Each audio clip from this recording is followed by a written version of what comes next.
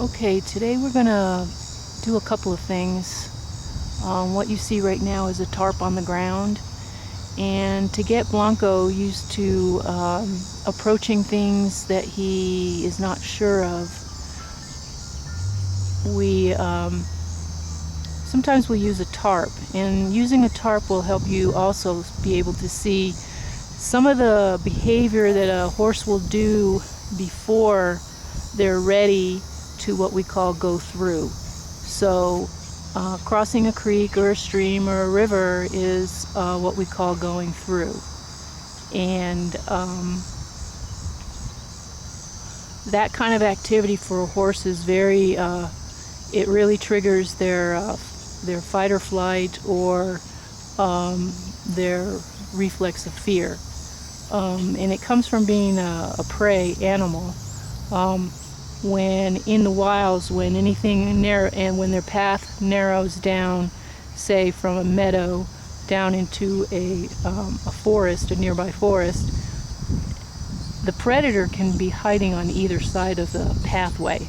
So same thing with going into a trailer or going along an open area, even in the barn area, and going through a path that will narrow down from what you've been walking on. It's always very concerning for a horse going through a gate, anything like that. So there's certain behaviors, especially with water or something on the ground, that the horse will go through before they will feel comfortable with going through. Some of those include bending down and sniffing around the area.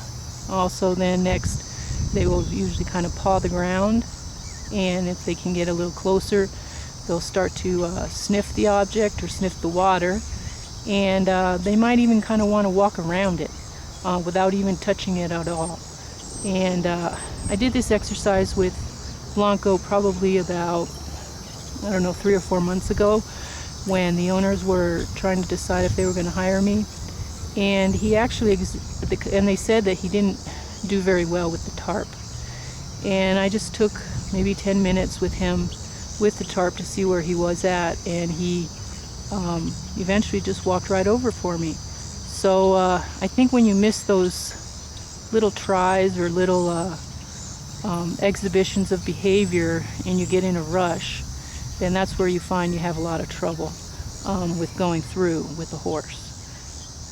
So the interesting thing is, I was going to do this the other day, and what I found when we approached it, we're inside the round pen right now, what I found was he would not even come into the round pen, which I had put him in the round pen again probably about 2 months ago, and he was fine. So whoever he's getting round penned from, it's not becoming a very pleasant activity. So he's got some quote-unquote discomfort there. So I had decided to walk him into the pasture, and I'll move it a little bit over to the pasture. Just kind of go for a walk rather than do work in the round pen. And what I found there was that he was actually scared of going into the pasture. And his owner told me probably about 2 weeks ago, he rode him out in this pasture, and Blanco used to be in this pasture regularly. It's been in the last 3 months or so that he's been confined to his pen. He doesn't go out except for when he's doing his parade stuff, or what they call Western reenactment stuff, historical reenactments. Anyway, there's all kinds of prairie dogs out here, as we know, and what the owner told me was, as soon as he brought him out here and he got him on the far end of the pasture, the prairie dog started chirping, and the horse sidestepped, becoming very scared, and then he fell over. I think he sidestepped into a low area, and he fell over onto the owner.